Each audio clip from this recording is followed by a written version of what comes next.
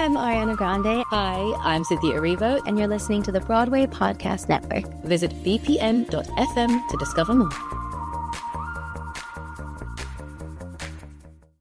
This is AnnMarie Milazzo. Welcome to the Theater Podcast with Alan Seals. Hi.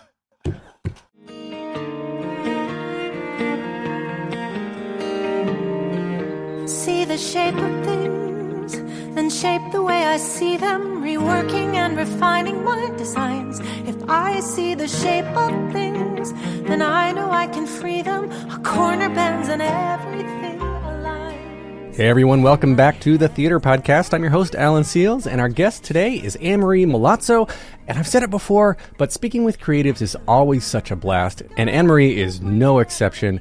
Since our conversation, I've completely fallen in love with her concept album, The Shape of Things, which has been inspired by Joy the Musical, which even after we recorded this, they started putting out cast announcements, so like Betsy Wolfe is in it, Jill Abramovich is in it. It's going to be great. I can't wait to see who they announce next. So in this episode, we dive into her creative process, how she approaches vocal arranging and songwriting, and the evolution of concept albums in general musical theater, which I am all in favor of. She also shares her philosophy on staying true to your artistic instincts, avoiding the noise of online criticism. She just stays off of social media. Good for her. And the unexpected way failure has shaped her career. But one of my absolute favorite moments is her incredibly spooky ghost stories about growing up in a former funeral home. Yeah, you heard that right. She grew up in a funeral home, well, at least one that used to be a funeral home. So you don't want to miss that. Make sure to go to Patreon or Spotify to watch the video version of these episodes. Leave a rating and a review wherever you're listening. Spread the word, help the podcast grow. Special thanks to WelcomeToTimesSquare.com, the billboard where you could be a star for a day. They provided the studio that you can watch us in for this episode. And now everybody, please enjoy this episode with AnnMarie Milazzo. If only I could see the shape.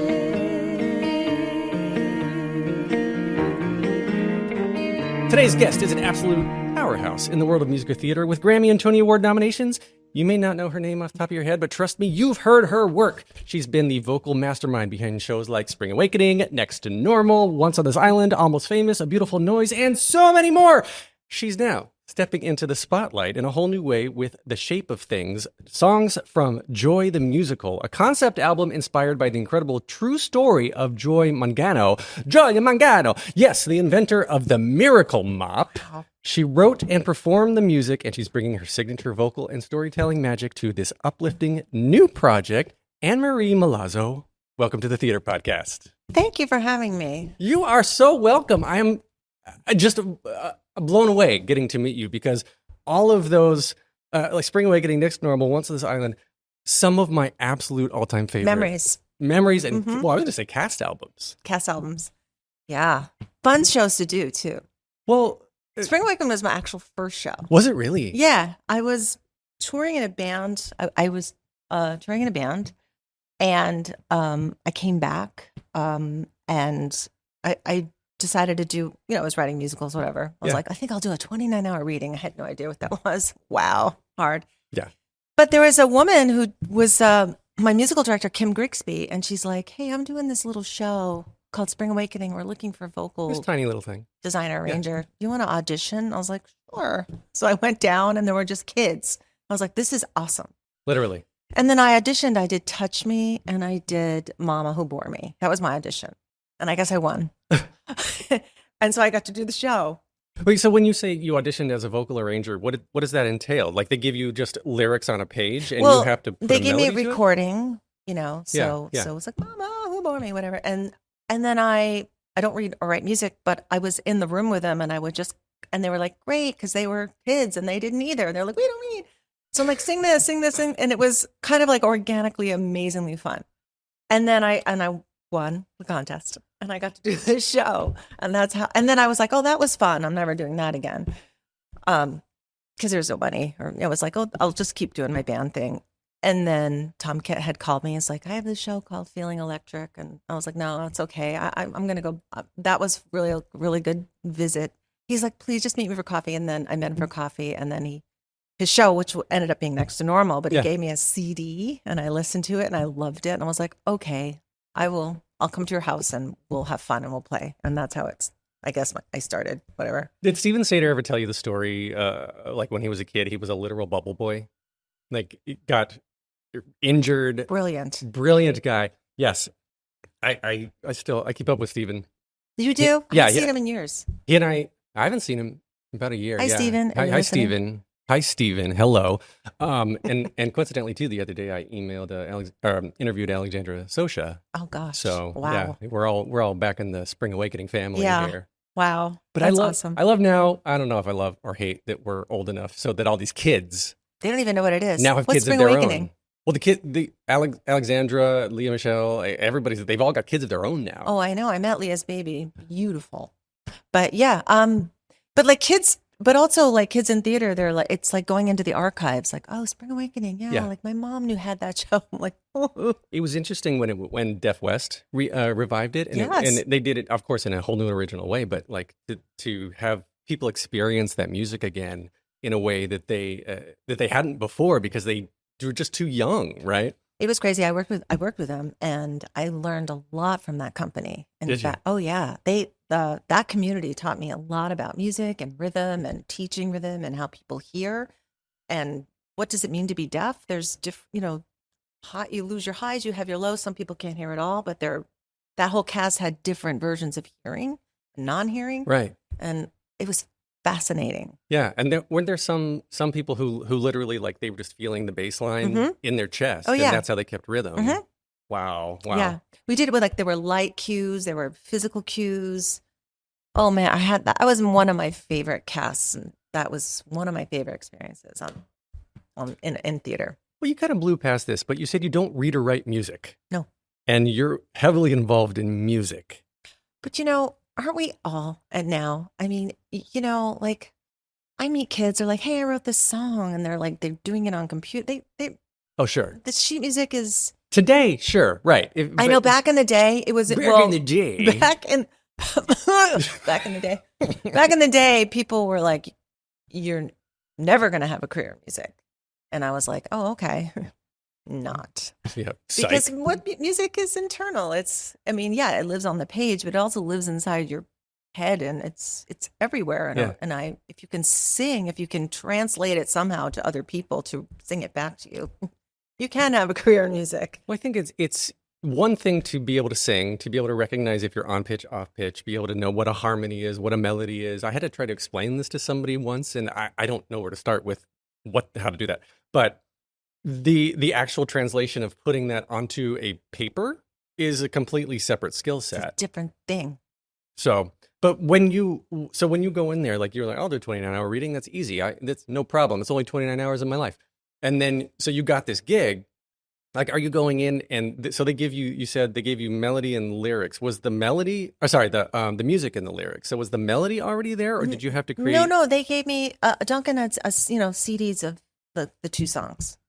Sure. So I did it on my 4-track. So him singing it. Yeah. He was demoing it? I think he demoed it. I can't really remember, but someone was singing the melody on the CD. Sure. And then I just did it on my 4-track. My 4-track. Can you believe? I'm going to say it again. I did it on my 4-track. And then I would create 4 tracks, and then I would record the 4 tracks on 1 track. Then I had 3 more tracks. Right. And then I would record that, and then I have to. It was like that was how I did it. I wonder how many people are listening know what a 4-track is. Somebody just crashed their car listening. I know 4-track. You're like, I don't know. Yeah. Do you have any? Did it on my 4-track? Oh yeah. Yeah. So you don't know. People what watching here, is. they don't know. You need to leave right now. You're not allowed to be in this room.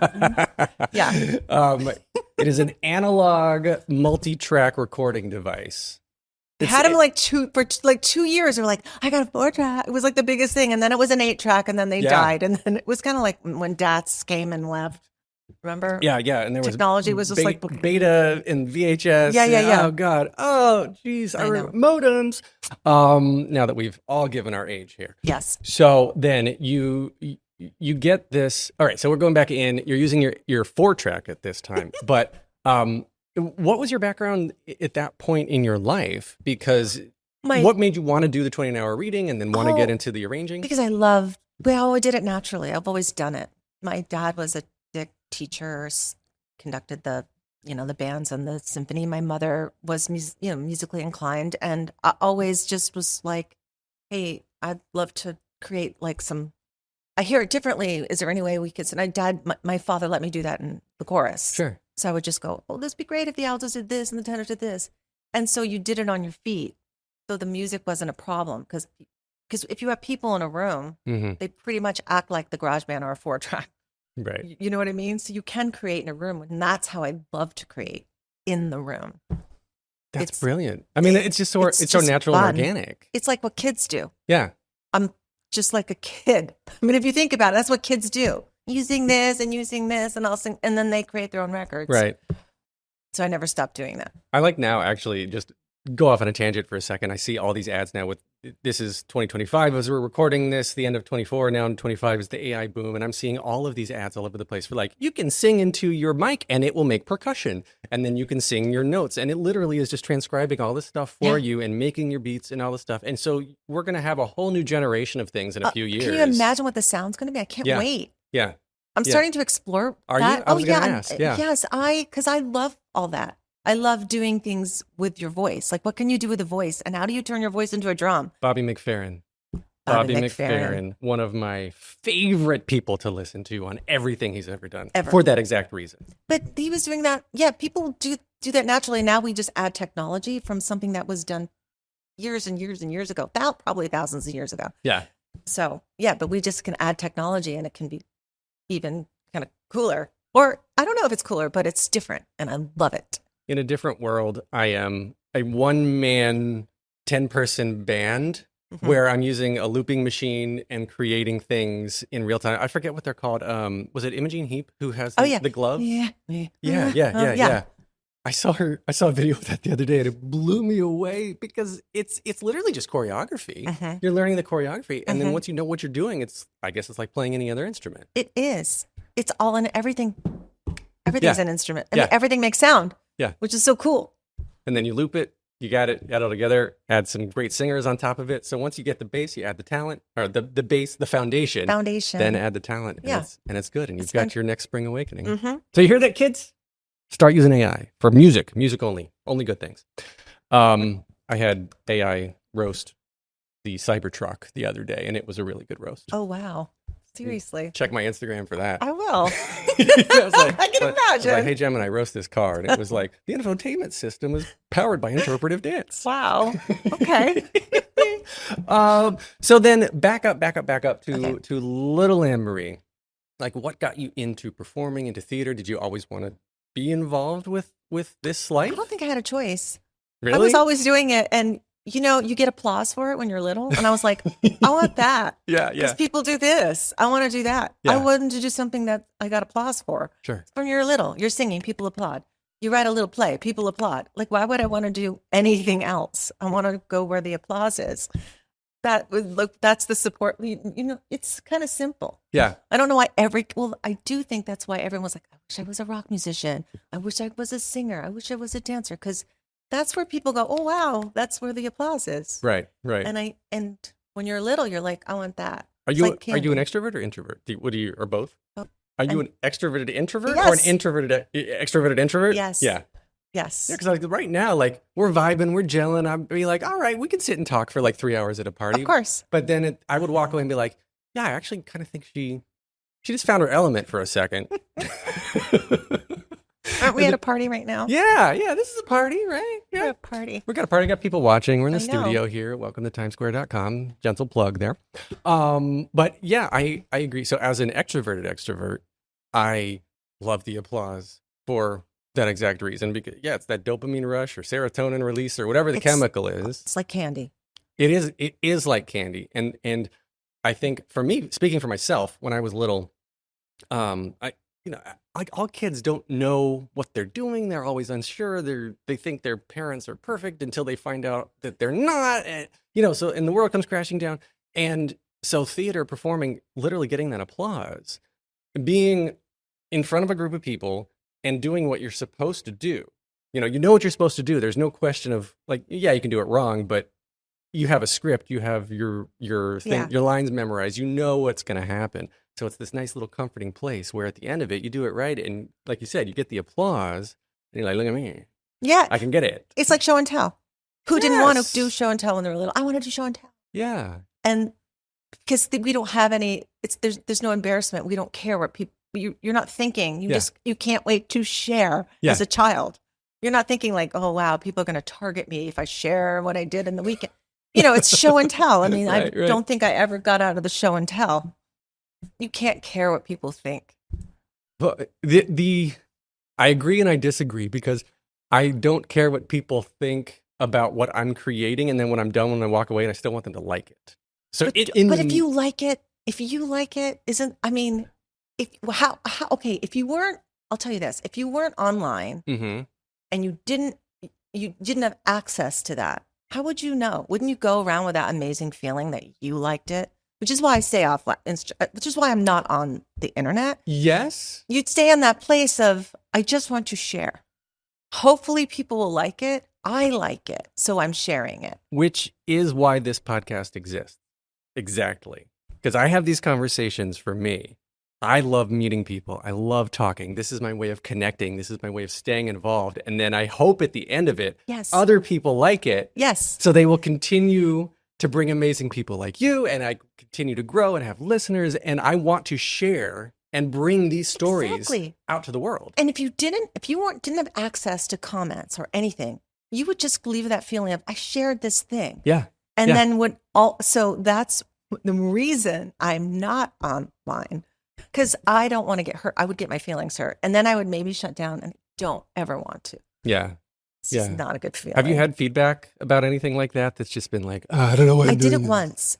Did you? I did one thing, and was when I first started, and I read something really horrible about myself, and I remember it was like I got punched in the gut, and I thought, oh, I can't be on these platforms.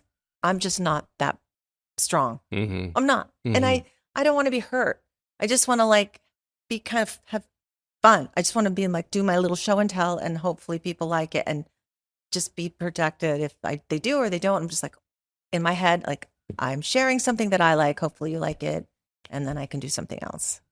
I learned as an adult, and doing almost 6 years of this podcast and having friends in the business and everything, that you can be the most talented, top of your game person and still get a terrible review because of something that wasn't your decision. Right? The direction was bad. The lighting was bad. The sound mix was off. The script just isn't good. The music isn't good. Or you weren't, or it was your decision and you liked it, but someone didn't, because it's so subjective. Oh yeah. It's old white men reviewing Broadway all the time. Or it's everyone, right? Everyone has their 10 seconds of anonymously doing something. Everybody has access, which is great. Mm-hmm. But if you care and if you read it, could be not so great. Because if you believe the really great ones, you got to believe the bad ones. Right. And therefore, it cancels it out. So stay safe. Stop waiting. Yeah, I think it's healthy to not look for not look for feedback online. It's not for me. It's not. Because if you find it, I mean, you're right. I sort of put myself in the camp of, for every negative thing I see, people go out of their way to be negative and to kind of spread that a little bit. But when you like something, you're not like, oh, what's the opposite of shit posting, right? Like joy posting? Maybe. I got a joy post. Oh, I love this so much. I got a joy post yes, but I think the shit posters are way more, there's larger numbers than the joy posters. And so for every one joy post, there's probably 20 shit posts. Really? But there's I assume there's just as many equal people who like it. They're just not what I'm calling now joy posting. Well, I wouldn't know, because I don't read them. I don't have access to that. Thank God. Speaking of joy. Yes. You like that transition? I do. Okay. Because you said joy post. Joy post. It was kind of was pretty genius there. If I was writing something, I would say that was genius. All right. That's a joy post. Yes. A joy post about joy. I think you should start a joy podcast, joy post podcast. The joy pod.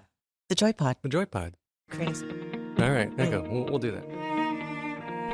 All right. Time for a short break to pay some bills. Welcome back to the episode. So The Shape of Things, songs from Joy the musical.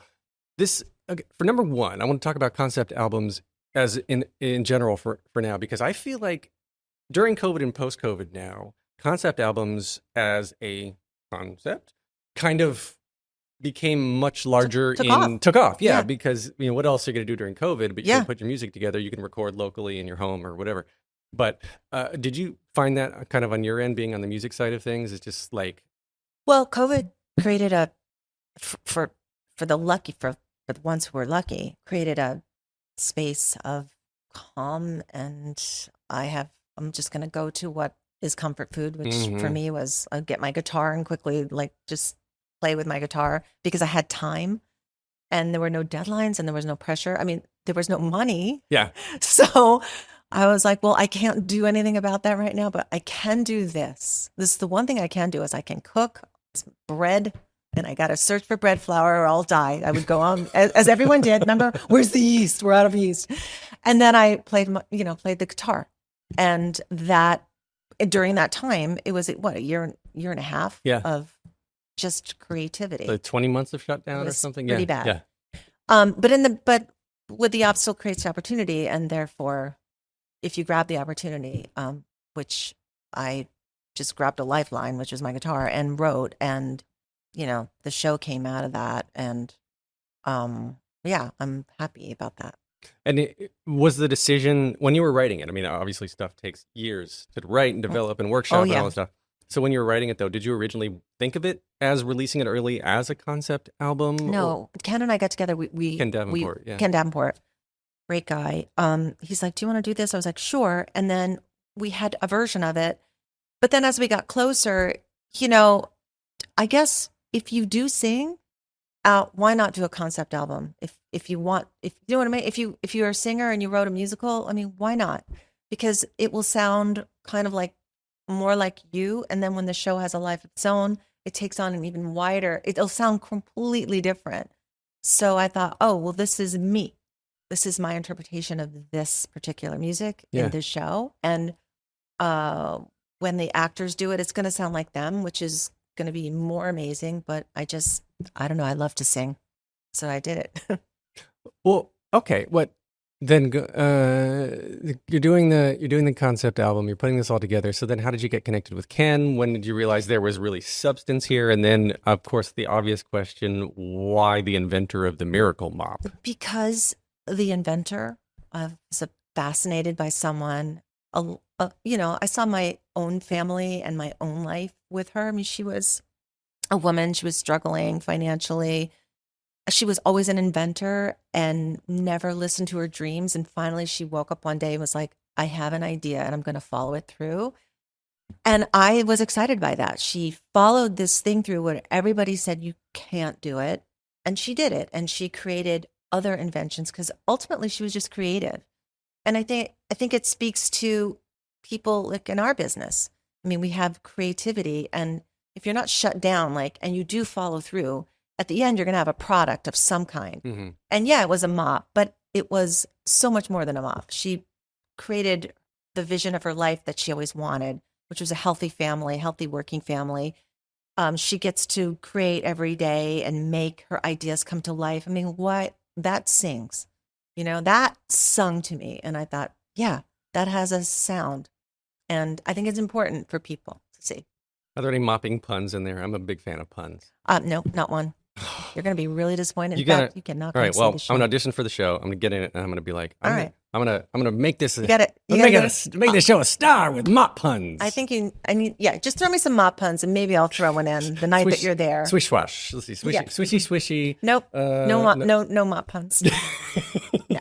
Come on. Maybe if it goes to Broadway, I'll put one in. Okay. You need something. So, but how do you approach then when you're writing this versus well, I guess right. So in the past, you've been adding the vocal arrangements, which is different from writing lyrics, and you worked with Ken to write the lyrics, right? So I wrote the lyrics and the music with this show. Ken wrote the book. Oh, he wrote the book, right? Yeah, right. And I think we work really well together. He'll hand me a draft and we'll decide, this can be musicalized and this should be a scene. And it just kind of organically, I mean, it takes a long time. It takes years. And hopefully we got it right this time. Hopefully. Well, the crux of all of this And side note, I guess I'll go back for a second. What kind of like training do you have other than just life experience, on the job experience of creating, developing the stories, the compelling stories? Because you go to writing classes and like you need an antagonist, you need a protagonist, you need a goal, you need to have an I want song. Like, what do they want? What's their goal? Where do they come from? Where are they going? Mhm. So like, did you get any formal training along these lines, or was it just I think you're good at it? life's, I don't think, I mean, I think life is my training. I eat shows. I love theater. I love Right. to read. I love theater. I love storytelling. Who doesn't? I'm going back to the show and tell. I'm just always going to go back to that. I mean, it's just storytelling. Yeah. And storytelling, if you tell it with a play or you tell it with music, it's storytelling. It's kind of the same thing. So, and I've written a lot of musicals that are on my wall. I call it my wall of tears, my bookshelf of tears, and taught myself how not to write a musical. I've written like 7 that, self-taught by my failures. Jeez. Yeah. I love to fail early, fail often, because you learn from it. And it is the bittersweet dichotomy of, I've been failing a lot lately, failing a lot and telling myself like, I gotta learn from this. I gotta get better. I gotta get better. And sitting in it and moving on. Do you have any problems with that? Any struggles with that? Because I do. I'm like, I love to fail, but at the same time, it's one of the worst feelings in the moment. I mean, I can't say I love to fail. I do it often. I'm not the kind of person, I think stages of learning is different. I'm not the kind of girl who can go to a class and go, oh, okay, I have to do it. It's like reading directions. I'm like, no, I can't put this vacuum cleaner together, but I can look at the pieces and figure it out myself. But I'm reading this diagram. I'm not doing it. But you're really good at IKEA. I'm very good at instructions. IKEA. Yeah. But if the instruction manual is in there, I have to look at all and I can do it wrong. So writing and failing is teaching yourself, okay, I did it that way. It's trial and error. That's me. Right. It's trial and error. I've always made IKEA like a sport. Like, are you good at IKEA? Yeah, I'm really good. Yeah, I got the gold medal in IKEA in the 2024 Decorate Your House Olympics. I can put together a shattered vase, but I'd have to, you know what I mean? But it would take me a while. Right. That's the same thing as writing a musical. It's like, oh, that didn't work. This doesn't look like a vase. Have you seen Soul, the animated film Soul? No. It's the I'm talking about the have you seen Soul? Either of you guys? Like when they're in the heavens or whatever the case is, like the beings, the spiritual beings that are all abstract and kind of look like a Picasso painting. I feel like those are the same characters that come out of the IKEA instructions. Okay. Since I haven't seen it, I'm going to take your word for it. Look at your latest IKEA instructions of the guy who's just like, falling, and then watch the movie and you'll know exactly what I'm talking about. Am I right? I'm right. Yeah. Okay. Yeah. So then when you're going, so you're going through Joy the Musical, what's the through line of all of this? Is this the story of her inventing the miracle mop, or is this just about a fictional story about her life? No, this is I read her book Inventing Joy, and this is about her, but it's about you and me and everyone's family, and it's about struggle, and it's about finding your own way and going out and making a miracle of your own. That's ultimately what it's about. So it's her, yes, it's her life and her family, but hopefully it's your life and it's our lives and our families and our struggles and our triumphs.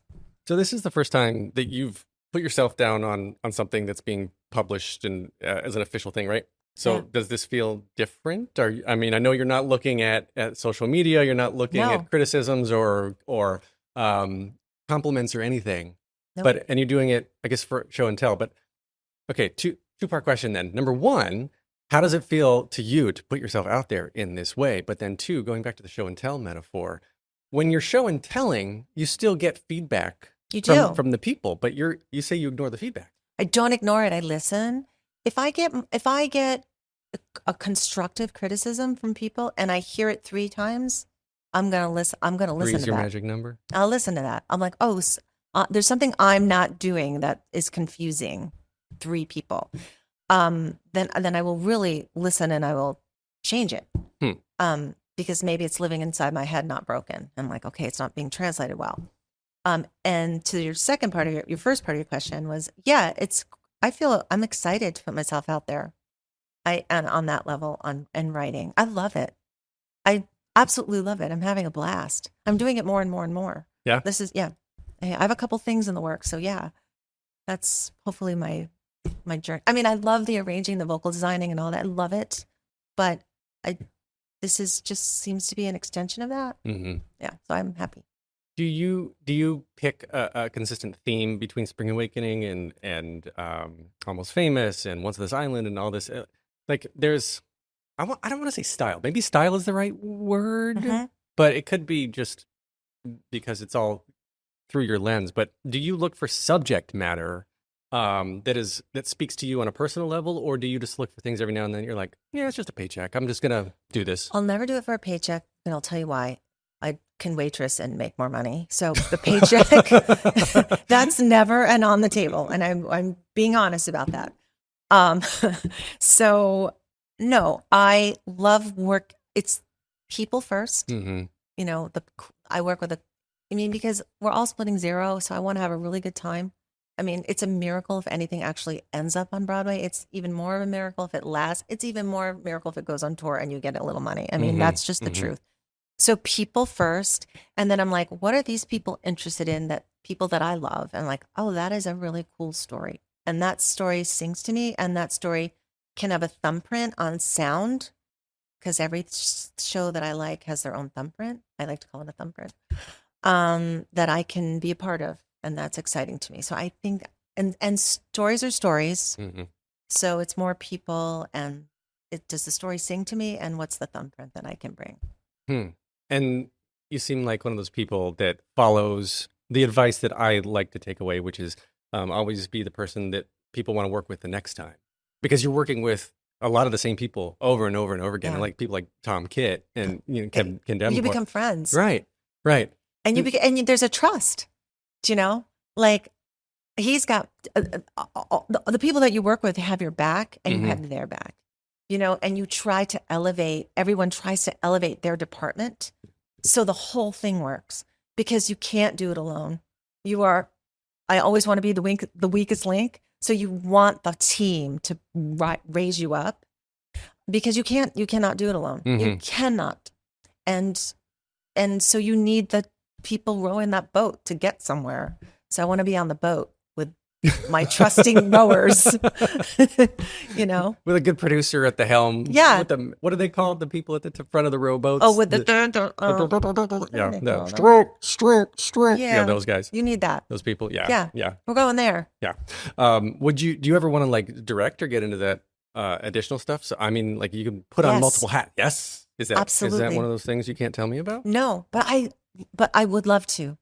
I think about it. And you know, when you start thinking about, for me, I start thinking about something, it's way back here. Yeah. So I've been thinking about it. It's here. It might be here now. So eventually I'd love to do something small. I would, just to see what it's like. You know, I acted, I sang, I arranged, I'm writing. I'd love to understand what that is. I have a vision that I'd like to one day bring, I don't know, my head. Yeah, I'd love to. Well, I think you know the right people that you could just call up and be like, I need a favor. Can you give me? No one will do that. They'll be like, you are crazy. No, I wouldn't do it. I would do something small with a play that I really loved, or a musical I loved, and try something out. Try something existing, or at some No, point... I would like to write it. Yeah, I was going to say, it sounds like you want to do your own thing, like soup nuts. Yeah, but I would love to. Yeah, one day. All right. It would be exciting. I want to be a part of it. You want to? Yeah. Okay. You seem like somebody I would love to work with. I want to to do anything. Jump on board with me. Yes. Okay. Yes. You're in. So then when you're not writing, you're not performing, you're not picking up your guitar, what are you doing? What is your... Cooking. Cooking. Mm-hmm. What do you like to cook? What style? Baked goods. Baked. What's your best dish? This is what I do.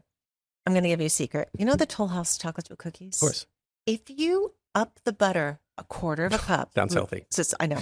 Up the butter and you lessen the flour a quarter of a cup. What happens is magic. And you use light brown sugar. I am telling you, it's almost like a chewy brittle. So it goes gooey down. It crisps on the bottom. It's really a skinny cookie. I make them. They're magic. And that's what I do. I like to take recipes and kind of go, what if I did this and this with them? God, sometimes they're terrible, but sometimes they're gold. I like to cook.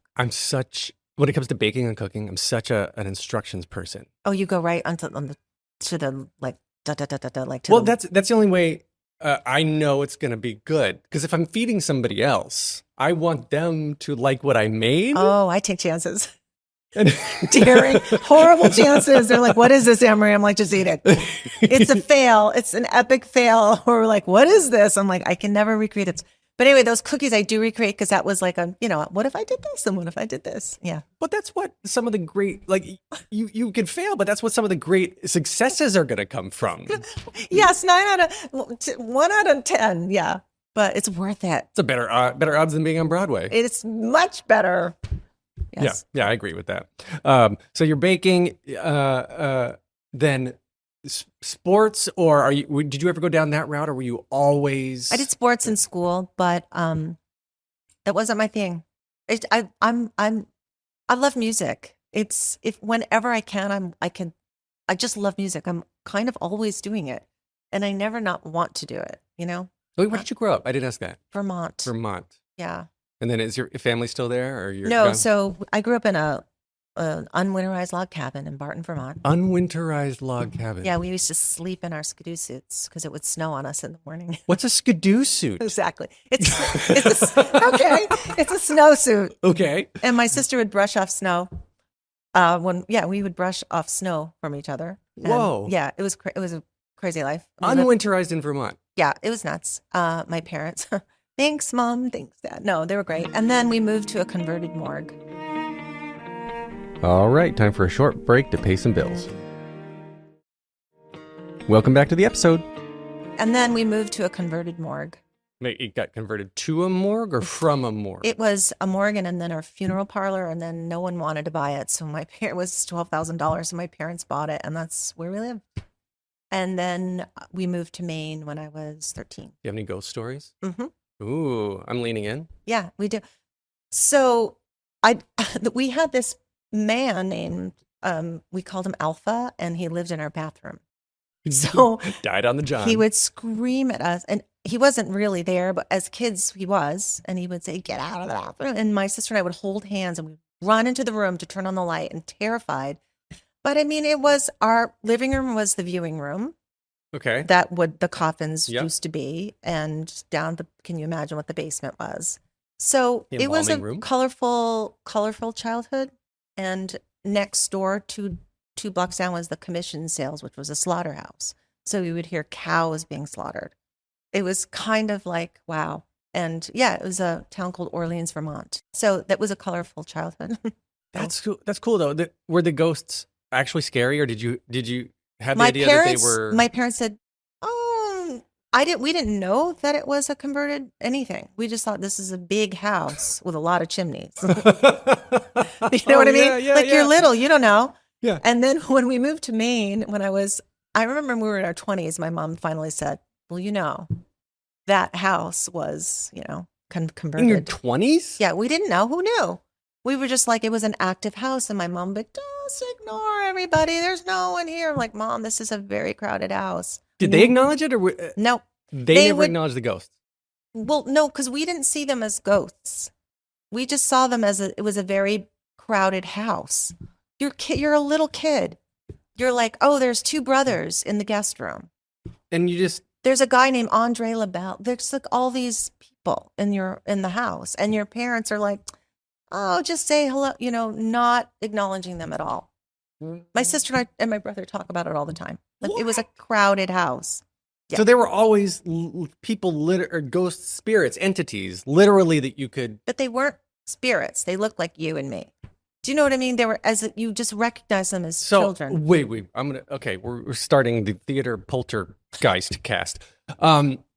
I'm fascinated by this because you didn't know what you were staying in. So you didn't have that kind of unconscious bias to be like, "Oh, this could be haunted." It just was there, and you grew up seeing normal people. Very active house. And then the funeral parlor was next door. So my sister and I would ride our bikes between the coffins. Like if there was a puddle, it was just a normal, but you don't know it. You don't, you just, that's your child. You don't think, oh, there could be a body in this coffin. Like you just don't know it. You're just going, oh, we're doing loops around these crazy looking boxes. Yeah. That were, because it was the funeral parlor that was next door. Yeah.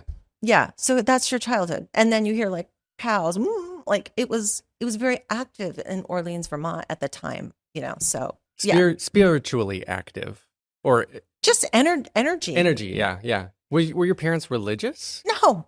Because that's what, not at all. That surprises me. They were like hippies that moved from like Rochester and like they were going to live in a cabin and like no one thought like, hey, you looked at that cabin and you could see the outside. Here are the logs. Hi. And then it's the winter. You're like, why do I see the lake, Crystal Lake? Like I'm seeing the lake through the wall. The snow comes, you know what I mean? It's just, they were city people. But not being religious though, I thought they would have said, that's not real. You're seeing things. No such thing exists. Never ever talked. They wouldn't engage in the conversation. Like, oh, they didn't want us to be scared, I guess. So I would sleep at the bottom of my sister's bed every night. I would be like, nope. Did you ever feel unsafe? No, just crowded. Are you ever going to write a play about this? I wrote one called Symphony for New England, which was a terrible play. But did 3 people tell you that? Many more people. many more people. I'm like, oh, I got this play. They're like, yeah, that's not good. Yeah, me and my 3 exponential I need friends. To purge it. Yeah. Yeah. Well, let's get it out in the ether and send it off into the chimney of your old your old home. Chimneys of my old home. Chimneys. Or anyway. Well, all right. So let's keep talking about. No, I would love to keep talking about ghost stories. So I have a fun little thing I do at the end of the episodes here to wrap up, wind down, wrap up.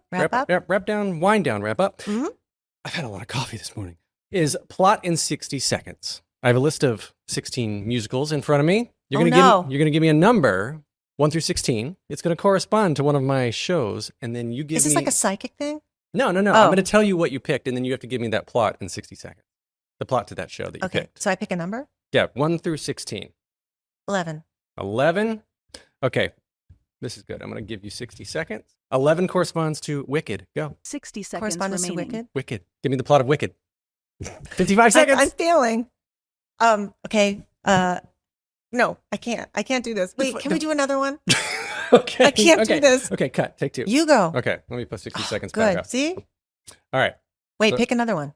Oh, you want me to do a different one? Yeah. Okay. Okay. So Pick number 7. 7.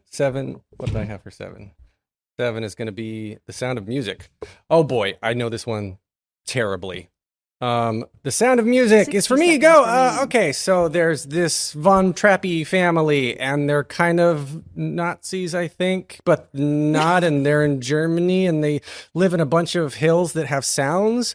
With lots of music, and then Julie Andrews comes in and she has to spin around a lot and sing and go, I love this family, I'm gonna take care of them. And then she becomes their nanny, and all of a sudden I think the Von Trapp dad is maybe married or divorced or something, because isn't there something with remaining. No, there was a countess, wasn't there? There was an older woman who said, Maria's waiting for you in the garden, you should go here. Remember she was going to marry him? Okay, well, there's something about marrying, and then the kids are like, I'm a kid, we're big, little, and we what line about up. the shorts out of the curtains? And then they make some dresses out of curtains, and then people come in, and there's a concert, and they do some, and they escape things, the Nazis, and then they escape, and they go to Vermont. They go to Vermont. They go to Orleans, Vermont. 3. The end. Newport. 2. 1. How was that? All right. It was so. I'll take it. I started sweating. I'll take it. I'm sweating. That was great. All right. So now the 3 standard closing questions that are much, much easier. The first one just very simply is I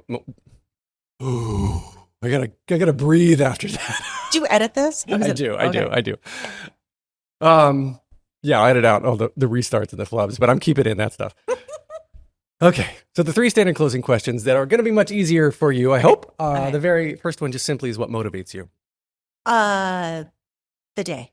Waking up, facing the day, seeing what wasn't there is making something, and then something's there at the end of the day. Ooh, I like that. Okay. What advice would you give to your younger self and younger people listening now, starting out down a similar path? I would say go bigger. Go Don't be afraid. bigger. Don't do small. Just go bigger. Do the bigger giant steps. I would say that. Oh, all right. Okay. So this last question is the hardest one. If you could only see one show for the rest of your life, but you can see it as many times as you want. Oh, God. What would you see? Really, one show? Mm-hmm. One little show? Could be a big show. I would see, I think I would see, oh God, one show. I would see, God, there's so many. A Little Night Music. Ooh, that is a pretty show. It's a beautiful show. Yeah. Things in 1, 2, 1, 2, 1, 3, 1, The everything. waltz. No, but Yeah. you don't notice it. You're right. One of my You're favorite right. shows. That is good. All right, I'll give you that one. All right. Okay. So where can we connect with you, find more about Joy the Musical, listen to everything? Where do you play social media game? Plug it all. Okay, I'm not on social media, so. We know that, yeah. Okay, Yep. so I guess just get the record on Spotify. The record with your 4-track? The stream it. I call it a record. Wait, can't we call it records anymore? Yeah. I don't know. Ask the person who doesn't know what a 4-track is. What? Do you know what a record? Do you know what a record is? She Googled it. You know, okay. Well, because vinyl's making a comeback. Actual Are they? records. They'll Sort never of, make the big. as Did you have? Are you the kind of ironic. kid that had the vinyls on the floor of your room? I made roads for my Hot Wheels cars out of golden books. What feels for? Mm-hmm. Yeah, I didn't use my parents' records, but because I would have destroyed them and they would have been Yes. mad. But I made giant tracks all around the house with my golden books. I love that. Yeah. I guess listen to stream it. Yeah. Yep. Stream it on Spotify, Yes. YouTube, everywhere that And you can come to the show. come to the show. Oh, when is the show? This summer at the Laura Pels. I think we open July 20th. Actually, let me ask you again. So you said this is going to be a show. Is it ever going to be on stage? It is. soon? It's off Broadway at the Laura Pels, and it opens July 20th. Ooh, I want this to be year. there. I want to be Will there. you be there? I will. Will I you be in there. the cast? I would love I'm to just be in saying. the cast. Okay. What do you? Oh God. Okay, I'm gonna start. I'm gonna memorize all the music now. I'm going home. I'm gonna do this. Okay. I'm so excited. Okay. All right. You can get more of me at thetheaterpodcast.com. I'm on Threads, Instagram, TikTok, Facebook. Leave a rating and a review wherever you're listening. I don't know why I have to read this still. I've done this for 6 years. AnnMarie, I cannot believe how much fun I've had with you I've had so today. much fun with you. Thank and, you so and much. I hope that you will I'm coming back. yeah. I'm not leaving. I'm going to haunt you. You're gonna haunt me. I'm gonna go buy a recycled morgue. Upcycled morgue. And then you can come haunt it. Okay. In a good way. Will you have coffin so I can ride my bike on the coffin? Well, I'm gonna set up ramps with my golden book. Well, that actually is the best idea. There we go. I could find a better way in the ship together as we're falling apart, knowing we will be okay. I'm the captain of the ship that's about to capsize, and I sing myself through my daughter's eyes. I don't like what I see, and I need to keep her safe. And to put her at ease, she'll need more than glue and tape. There's something yet to be. It's all